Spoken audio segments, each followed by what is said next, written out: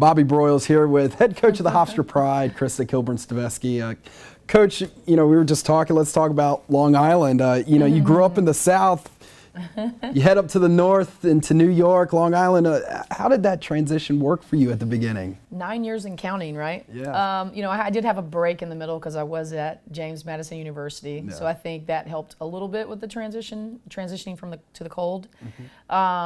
But I embrace it. I'm the kind of person that is, spontaneous when it comes to, excitement and things like off the court and wanting to do things. And I think New York, and I live in Long Beach, which is a beach community right on the canal. So it gave me a different perspective, than being in the South and being in Atlanta and furthest ocean. It takes you about 5 hours. So.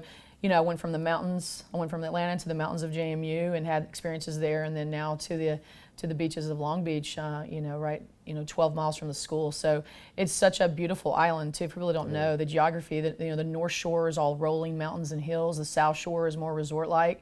So I'm a South Shore girl. So it's been a great transition. Do you consider yourself now as a New Yorker? They announced me at Midnight Madness Thursday night, Krista Kilburn-Steveskey from Fayetteville, Georgia, and I really about fainted because I haven't been called that probably since the Wolfpack years of NC State. So I guess I do say I live in New York now. Pretty rolls off the tongue now.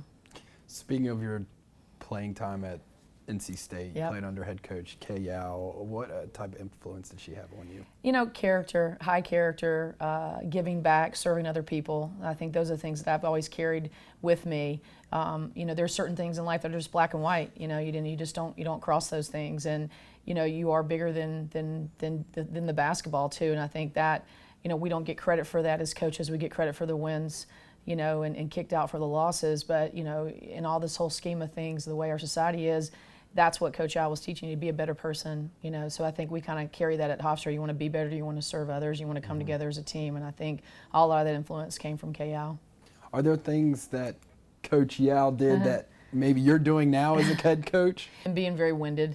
She was awesome. She was, she would just want to make sure you got it immediately right there before you left the office, and I catch myself doing that. Like you want to get that answer, keeping it real. You got to keep it real. So there's probably a lot of things that I do that I don't even realize that I do that came from her. Speaking of going a million miles an hour all the time, I mean that's kind of a life of a head coach, and there's very rare off days. And you talked about some of the hobbies and stuff you like to do by the beach, but what is a typical off day?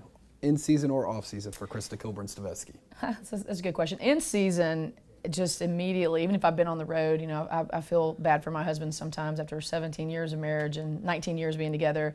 I immediately have to come home, grab the dogs, and go outside and clear my head, even if it's snowing. And I'll just take the dogs. It's only 3 blocks down to the beach, but I have to do that. And that is really predominantly in and out of season, but especially in season, you just don't have as much time.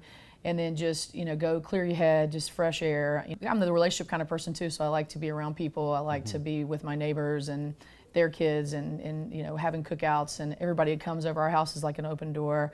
So it's always count on being at Krista's at Friday night. Krista Kilburn-Steveskey, great traits to have there, outdoorsy and being an open book. Thank you for joining us today. Thank you, appreciate it.